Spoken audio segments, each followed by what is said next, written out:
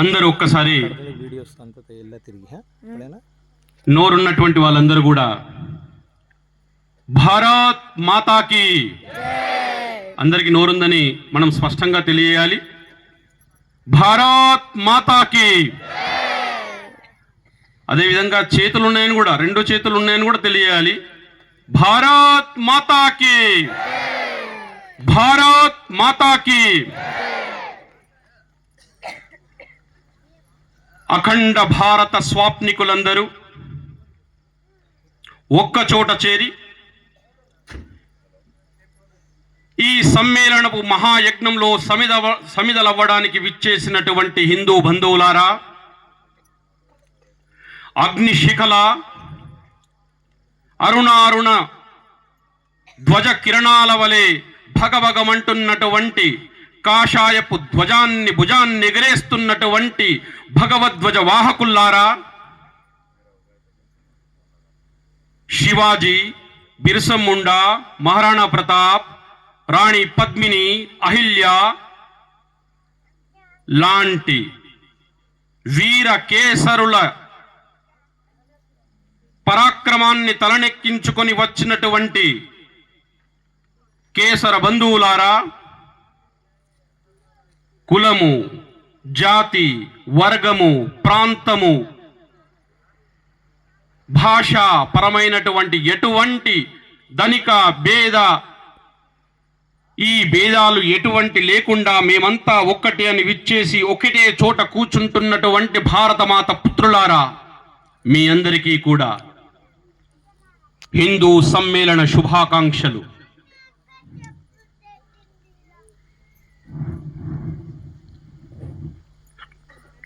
ఉత్తరం యత్ సముద్రశ్చ హిమాద్రశ్చైవ దక్షిణం వర్షం తద్భారతం నామ భారతీయత్ర సంతతి. విష్ణు పురాణంలో చెప్పడం జరిగింది,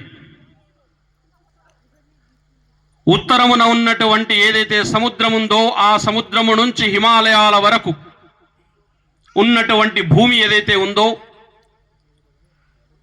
ఇదంతా కూడా నివసిస్తున్నటువంటి వాళ్ళు ఎవరైతే ఉన్నారో ఈ మధ్య భాగంలో వారందరూ కూడా భారతీ సంతానమని మన విష్ణు పురాణం చెబుతుంది. అంటే మనమంతా కూడా ఆ తల్లి సరస్వతి జగదంబిక యొక్క సంతానం అని మనకు మనంగా తెలుసుకోవాలి. మనకు తెలుసు, మన యొక్క పురాణాల్లో అది విష్ణు పురాణం కావచ్చు, శివ పురాణం కావచ్చు, గరుడ పురాణం కావచ్చు, అనేక పురాణాల్లో చెప్పుకున్న విధంగా ఈ యొక్క నేల యొక్క పవిత్రత ఎంతుందో స్పష్టంగా అర్థమవుతుంటుంది. మనం పూజిస్తుంటాం ఈ నేలని, మనం ఈ నేలని ఆరాధిస్తుంటాం, మనం ఈ నేలని ఉపాసన చేస్తుంటాం ఈ నేలపై. అందుకే ఈ నేల అంటే కేవలము మనకే కాదు, స్వయాన దేవతలకి కూడా ఈ నేలంటే అంతే ఇష్టమైనటువంటి నేల. ఎందుకంటే ఇది అత్యంత పవిత్రమైనటువంటి నేల. ఇది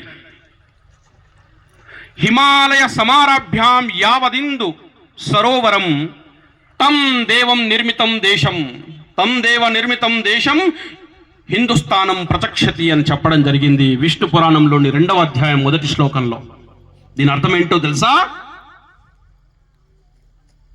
హిమాలయము నుంచి మొదలుపెట్టుకొని సముద్రములో ఉన్నంత వరకు, సముద్రపు ప్రాంతము వరకు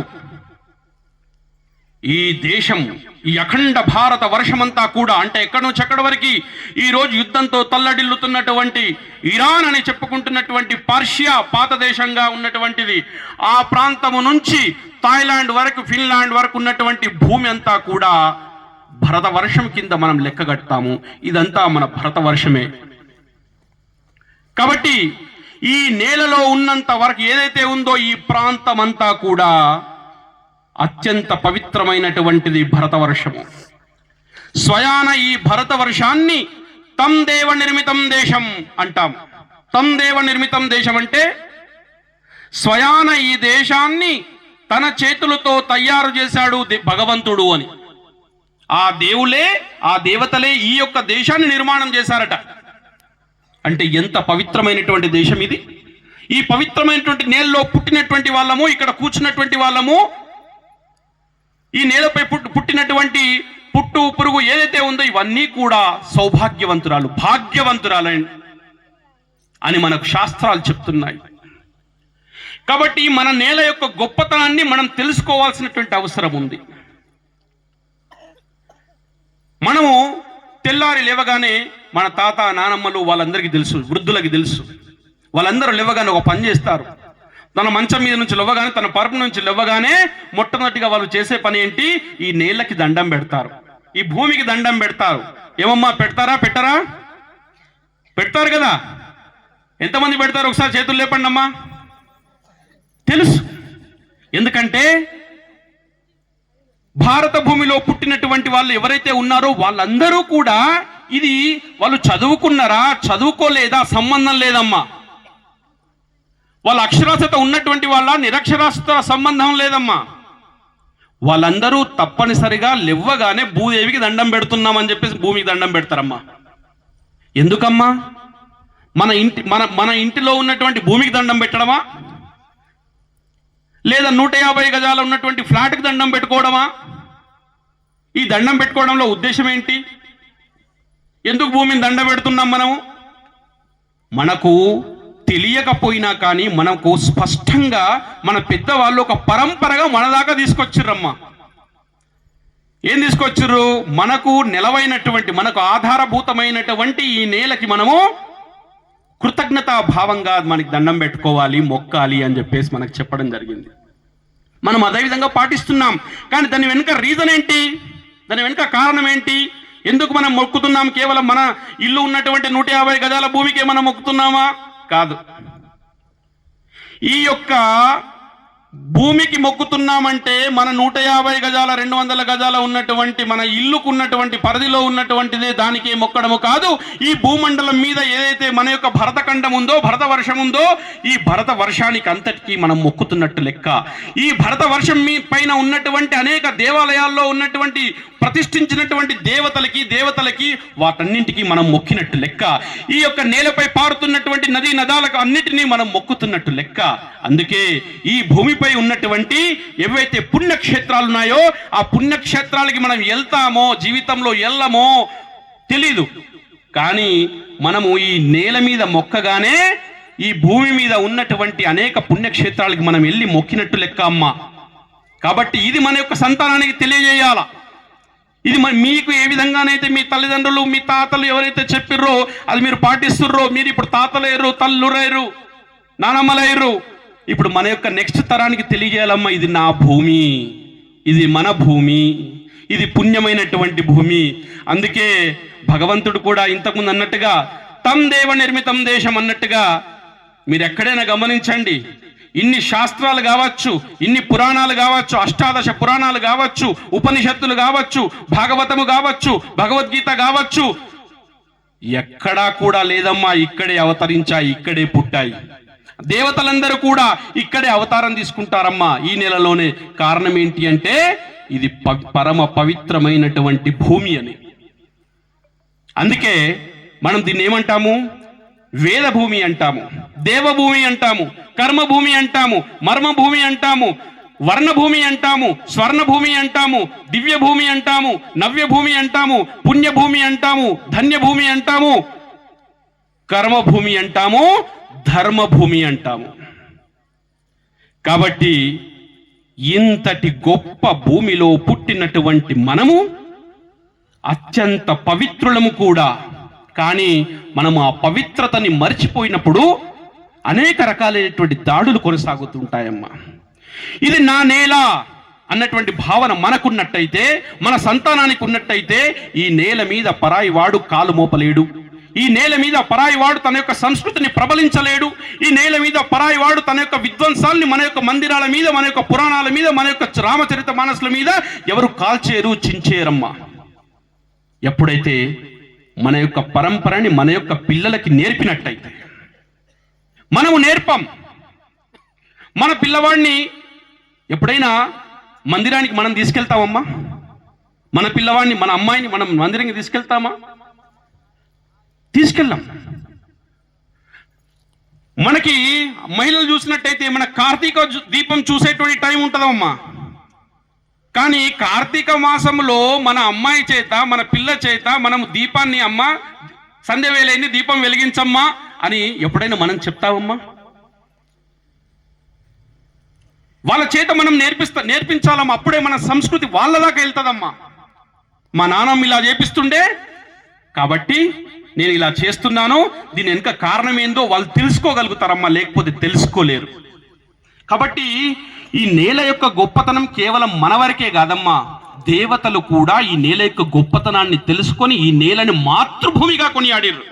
ఉదాహరణకి చూసినట్టయితే రావణుడి యుద్ధం ముగిసిన తర్వాత, రావణుడి హతమైన తర్వాత ఆ లంకా నగరము నుండి తిరిగి వస్తున్నటువంటి క్రమం లోపట, లంకా నగరం అంటే మనందరికీ తెలుసు, స్వర్ణ లంక అంటాం దాన్ని. బంగారపు ఇటుకలతో తయారు చేసినటువంటి ఆ లంక, బంగారపు పూతతో ఇల్లు వాకిలి అలికేటువంటి లంక. ఆ లంకని చూసిన తర్వాత కొద్దిగా మైమరిసిపోతుంటాడు లక్ష్మణుడు. వినండమ్మా, ఆ లక్ష్మణుడు కొద్దిగా వ్యామోహంలో పడిపోతుంటాడు. అన్నా, ఎంత బాగుంది ఈ లంక, స్వర్ణమయమైనటువంటి లంక, బంగారంతో చేసినటువంటి లంక. ఓహో, లక్ష్మణుల్లో ఏదో తేడా కనిపిస్తా ఉంది. దానికి ఒక మాట అంటాడు, అపిస్వర్ణమయ లంక నమే లక్ష్మణ రోచతే అంటాడు. అపిస్వర్ణమయ లంక నమే లక్ష్మణే రోచతే జననీ జన్మభూమిశ్చ స్వర్గాదపి గరీయసి అంటాడు. ఓ లక్ష్మణ, ఇది బంగారంతో చేసి ఉండొచ్చు కాక, బంగారపు పూతతో ఉండొచ్చు కాక ఈ లంకా నగరం అంతా, కానీ నాకు జన్మనిచ్చినటువంటి నేల ఏదైతే ఉందో, మాతృభూమి ఏదైతే ఉందో, మాతృగడ్డ ఏదైతే ఉందో, అదే నాకు స్వర్గము కంటే మిన్న జననీ జన్మ భూమిశ్చ స్వర్గాదపి గరీయసి అని మనం ఇప్పుడు అంటుంటాం, మనం పలుకుతుంటాం. కానీ ఇది ఎక్కడో తెలియదు, ఇది వాల్మీకి రామాయణంలో ఉన్నటువంటిది. అపి స్వర్ణమయీ లంక నమే లక్ష్మణ రోచతే. నాకు ఎటువంటి జిజ్ఞాస లేదు ఇటువంటి బంగారపు పూతల మీద. నాకు మట్టితో ఉన్నటువంటి నా నేల ఏదైతే ఉందో, నా భూమి ఏదైతే ఉందో, అదే నాకు మిన్న. కానీ మనం ఇప్పుడు ఆ విధంగా పాటిస్తుంటామా? మనకు మాతృభూమి అవసరం లేదు, ఇంతకంటే గొప్పగా మనకు ఏదైనా దొరుకుతుందంటే ఇదే మాతృభూమి. అందరు అంటుంటారు మాతృభూమి ఏదో నోటికి కాదు, స్వయాన భగవంతుడే ఇది నా మాతృభూమి అని గొప్పగా వర్ణించాడమ్మ వాల్మీకి రామాయణంలో. కాబట్టి ఈ నేల యొక్క గొప్పతనాన్ని మనం తెలుసుకోవాలి. అదేవిధంగా విశ్వ విజేతగా విర్రవీగేటువంటి అలెగ్జాండర్ తన యొక్క గ్రీక్ నుంచి బయలుదేరి వస్తున్నప్పుడు, దండెత్తడానికి బయలుదేరి వస్తున్నప్పుడు తన యొక్క గురువు గారు అయినటువంటి అరిస్టాటిల్ దగ్గరికి వెళ్తాడు. వెళ్ళి నేను విశ్వ విజేతగా నేను తిరిగి వస్తాను, నన్ను ఆశీర్వదించండి అని చెప్పేసి అరిస్టాటిల్ని కోరగా, అప్పుడు అరిస్టాటిల్ అంటాడు, నువ్వు విశ్వ విజేత మాత్రం అవ్వలేవు, ఓకే నువ్వు వెళ్తున్నావు, కానీ ఎక్కడైతే నీకు భారతదేశం కనిపిస్తుంటుందో ఆ భారతదేశం నుంచి నాకు 3 వస్తువులు తీసుకురా అంటాడు. ఏంటా వస్తువు అంటే, భారతదేశానికి వెళ్ళగానే అక్కడ ఉన్నటువంటి ఒక ఋషి పరంపరకు చెందినటువంటి ఒక మంచి సూక్తాన్ని తీసుకురా అంటాడు. అక్కడ ఉన్నటువంటి భగవద్గీతను తీసుకురా అంటాడు. మళ్ళీ ఏమంటాడు చివరగా, ఆ నేలలో ఉన్నటువంటి పిడికెడు మట్టిని తీసుకురా అంటాడు. ఎక్కడి మట్టి అమ్మా ఇది? భారతదేశపు మట్టిని, ఒక పిడికెడి మట్టి తీసుకురావా నా కొరకి అంటాడు. 3 వస్తువుల్ని కోరుతాడు అరిస్టాటిల్. అంటే ఈ నేల యొక్క గొప్పతనము ఆ కాలంలో, ఆ సమయం లోపట విశ్వవిజేతగా ఉన్నటువంటి వ్యక్తి యొక్క గురువు అరిస్టాటిల్ ఈ యొక్క మట్టి యొక్క గొప్పతనాన్ని ఆ రోజు చెప్తాడమ్మా. కాబట్టి ఈ నేల యొక్క గొప్పతనం మనం తెలుసుకోవాల్సిన అవసరం ఉంది. ఎప్పుడైతే 1894 సంవత్సరంలో షికాగో సర్వమత సమ్మేళనానికి వెళ్ళాడో వివేకానంద స్వామీజీ, ప్రపంచ నలుమూలల నుంచి వచ్చినటువంటి వాళ్ళందరూ కూడా అక్కడ ఉన్నారు. సర్వమత సమ్మేళనం ఉంది. ఆ సమ్మేళనానికి వివేకానంద స్వామీజీ కూడా వెళ్తుంటాడు. వెళ్ళిన తర్వాత ఎప్పుడైతే అత్యంత గౌరవీయంగా మన యొక్క వేద భూమి గురించి, మన యొక్క వేద సంస్కృతి గురించి, మన యొక్క ఇక్కడ ఉన్నటువంటి గ్రంథ పటిమ గురించి, ఋషి పరంపర గురించి, గురు పరంపర గురించి గొప్పగా వ్యాఖ్యానించి తిరిగి వస్తున్నటువంటి క్రమంలో 1897 సంవత్సరంలో నౌకాశ్రయంలో దిగుతూ ఎందుకంటే చాలా గొప్పగా వాదించాడనమాట. అప్పటికే ప్రపంచం మొత్తం శివాజీ, మన వివేకానంద స్వామీజీ యొక్క పేరు మారుమోగిపోతా ఉంది. ఆ సమయంలో అందరూ కూడా మైకులు తీసుకొని ఫోటోలు దించడానికి జర్నలిస్టు వాళ్ళందరూ కూడా రావడం జరిగింది. అప్పుడు వస్తూనే నౌకాశ్రయంలో దిగగానే, మొదటగా అడుగు పెట్టగానే వివేకానంద స్వామీజీ ఏం చేసాడో తెలుసా అమ్మా? అతడు దిగుడుతోనే అక్కడ ఉన్నటువంటి మట్టిని తన నెత్తి మీద పోసుకుంటున్నాడమ్మా. నెత్తి మీద పోసుకుంటున్నాడు వివేకానంద స్వామీజీ. అందరూ ఫోటోలు కొడతా ఉన్నారు.